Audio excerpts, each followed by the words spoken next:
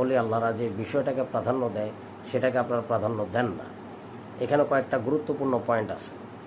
প্রথম পয়েন্টটা হচ্ছে, আমাদের বিভিন্ন দরবার, যেই দরবারগুলো হকের উপরে প্রতিষ্ঠিত, প্রথম কাজটা এরা করে হলো মিলাদ। এরা মিলাদ পড়ে। দ্বিতীয় কাজটা হলো এরা মিলাদুন নবী উদযাপন করে। তৃতীয়, এরা শবে বরাত পালন করে। চতুর্থ, এরা শবে মেরাজ উদযাপন করে। পঞ্চম, এরা শবে কদরের রাত্রিতে ভরপুর ইবাদত করে। ষষ্ঠ, এরা অধিক দুরূদ পড়ে, যে দুরূদ আপনারা কেউ পড়তে চান না বা খুবই কম সামান্যভাবে আপনারা দুরূদ পড়েন। তারপরে ওরস করে, বাৎসরিক একটা বিশাল বড় একটা ডেকোরেটেড ওরস করে। যে ওরসের শাব্দিক অর্থ হলো যে আপনার মিলন, যেখানে সবার মিলিত হওয়ার স্থানটাকে ওরস বলা হয়। এখন শাব্দিক অর্থে আমি যদি আপনাদেরকে প্রশ্ন করি যে ইসালে সওয়াব মানে কি? আচ্ছা, ইসালে সওয়াব মানে অর্থ এটাও জানেন, ফাতেহা খানি বা ফাতেহা শরীফ, এটা মানেটা কি তো আপনারা জানেন। আচ্ছা, যদি এগুলি জেনে থাকেন তাহলে এবার বলুন ইজতেমা মানে কি? আপনাদের তো জানা প্রয়োজন ইজতেমা মানে কি। ইজতেমা মানে হলো মিলন, একত্রিত হওয়া, সম্মেলন। এখন চরমনাইতে বাৎসরিক ইসলামী সম্মেলন করা হয়, সারসিনাতে ইসালে সওয়াব করা হয়, ফুরফুরাতেও একই করা হয়, ফুলতুলিতেও একই করা হয়। আমরা করি ওরস, আর তাবলিগ জামাত করে ইজতেমা। এবং বিভিন্ন ধরেন হেফাজত দিয়ে বুঝান বা আপনি কওমি ঘরানা বলেন, তারা খতমে বুখারি উদযাপন করে। পাশাপাশি তারা মানে খতমে বুখারিও করতেছে, পাশাপাশি দেখা গেছে যে আপনার ওয়াজ মাহফিল করতেছে। মাহফিল, মেহফিল, মাহফিল, এই শব্দগুলো দিয়ে কি বোঝানো হচ্ছে? এগুলো হলো মিলন, একত্রিত হওয়া, গেট টুগেদার। মুসলিম কংগ্রিগেশন, মুসলমানরা একত্রিত হবে, মুসলমানরা একত্রিত হয়ে এখানে কথাবার্তা শুনবে, মানুষজন একজনের সাথে আরেকজন দেখা সাক্ষাৎ করবে, একসাথে আল্লাহর দরবারে হাত তুলে কাঁদবে বা আল্লাহর দরবারে কোনো কিছু চাইবে। এই বিষয়গুলো কি দাঁড়াচ্ছে যে আপনি একত্রিত হচ্ছেন। এগুলিকে আপনি নর্মালি একদম সব কথা বাদ দিয়ে আপনি যদি নর্মালিও চিন্তা করেন, সেটা হলো হালকায় জিকির। হালকায় জিকির মানে কি? যে সবাই একত্রে হালকায়, হালকায় জিকির, এখানে হালকা না, হালকায়। হালকায় বলতে সবাইকে একত্রিত নিয়ে স্মরণ করা, আল্লাহর স্মরণ, আল্লাহর হাবিবের স্মরণ, এবং বিদেহী আত্মাদেরকে স্মরণ করে তাদের সওয়াব রেসানি করার জন্য একত্রিত হওয়া। তাই এই বিষয়গুলোকে আপনি আলাদা চোখে দেখছেন কি কারণে? একটা জায়গাতে আপনি আলাদা করে দেখছেন। অর্থাৎ এই আহলে সুন্নাত ওয়াল জামাত, সুফিবাদী যারা সুফি ঘরানা বা আহলে সুন্নাত ওয়াল জামাতের অনুসারী যারা, এরা কিন্তু নবীর মহব্বত, নবীর প্রেম, নবীর প্রতি ভালোবাসা, হৃদয় নিংড়ানো যে প্রেম, প্রীতি, ভালোবাসা, মহব্বত, শ্রদ্ধা, ভক্তি, এই জায়গাটাতে সর্বোচ্চ লেভেলের প্রায়োরিটি দেয় বিধায় এদের সাথে আপনাদের মিলবে না। এখন এদের সাথে যদি আপনার না মিলে, তাহলে আপনি বলবেন যে হয় এরা থাকবে না আমরা থাকবো। কেন? আপনার ভিতরে একটা আক্রোশ। আমরা যেভাবে নবীর প্রেমে রুনাজারি করি, নবীর মহব্বতে যেভাবে আমরা মিলাদ, দুরুদ, কিয়াম আমরা এগুলি করি, সেটা আপনারা করবেন না। আপনারা করবেন না, আপনাদের ভালো, আপনাদের ইচ্ছা, করবেন না। কিন্তু আপনার ভিতরে যে শত্রুতা, যে আক্রোশ, সে আক্রোশের লেভেলটা কোথায়? তুমি যদি বিপদগ্রস্ত হও, তাহলে নামাজের মাধ্যমে আমার সাহায্য কামনা করো। আপনারাই তো এই আয়াত বেশিরভাগ তেলাওয়াত করেন। হ্যাঁ, তো এই আয়াতটা যদি আপনারা বেশিরভাগ আপনারা তেলাওয়াত করেন, সূরা বাকারার একটা অন্যতম আয়াত, এই আয়াতের দ্বারা বোঝানো হচ্ছে যে ধৈর্য ধারণ করার জন্য, অধিক ধৈর্য ধারণ করে তোমরা সবরের মাধ্যমে তোমরা সালাত আদায় করো। তো এখন আপনি নর্মালি নামাজকে আপনি প্রায়োরিটি দিচ্ছেন, তা আপনি ধৈর্য ধরতে পারলেন না, অধৈর্যশীল হয়ে আপনি আঘাত করলেন, হামলা করলেন, তা আপনি কিসের মুসলমান? আপনার দ্বারা যদি একটা কুকুরও অনিরাপদ থাকে, তা আপনি তো মুসলমান নন। সূরা কাহাফের আপনারা সবাই জানেন যে কিতমিত নামের যে কুকুরটা, সেই কুকুরকে আল্লাহ পাক এই যে আসাবে কাহাফ, তিনাদের সাথে এই কুকুরটাকে সফরসঙ্গী হিসেবে অ্যাটাচড কইরা দিয়ে আল্লাহ পাক কোরআনে কিন্তু সে আয়াতও আমাদেরকে, আমরা জানি সে আয়াত নাজিল হয়েছে। তো সেই কুকুর ওই সাহাবীদের সাথে অন্তর্ভুক্ত ছিল। তো সেই সাহাবিরা কিন্তু সেই কুকুরটাকে আসাবে মানে অর্থাৎ সেই আসাবগণ তারা কিন্তু সেই কুকুরটাকে ছড়াই দেয় নাই বা তাকে বের করে দেয় নাই।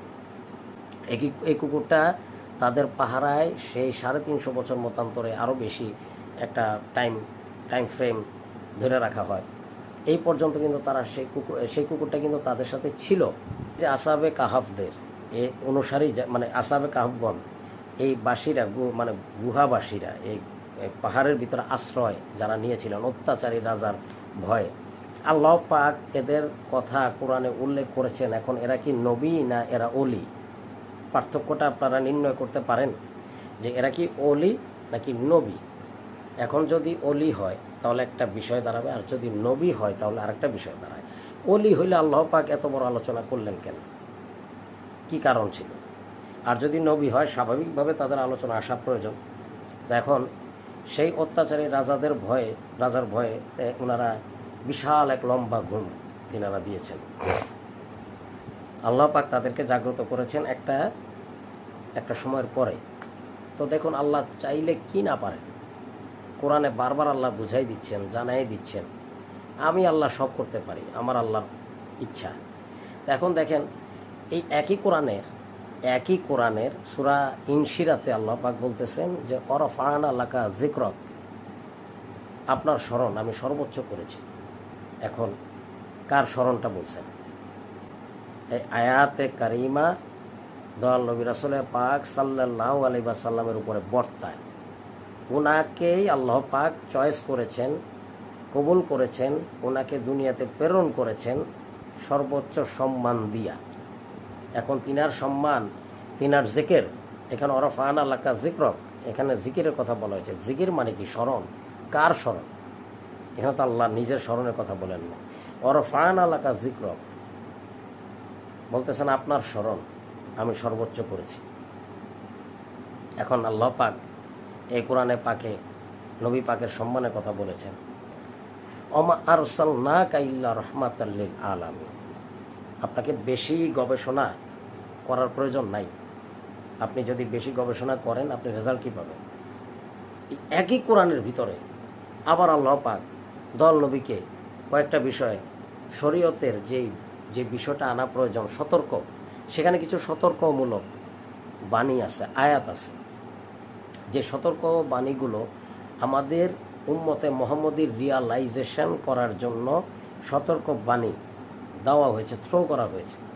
এখন এই সতর্ক বাণীগুলো আপনি আপনার শব্দ চয়ন, আপনি আপনার উচ্চারণ দিয়ে, আপনার কথা দিয়ে, আপনার মাধুর্যতা দিয়ে আপনাকে বলতে হবে।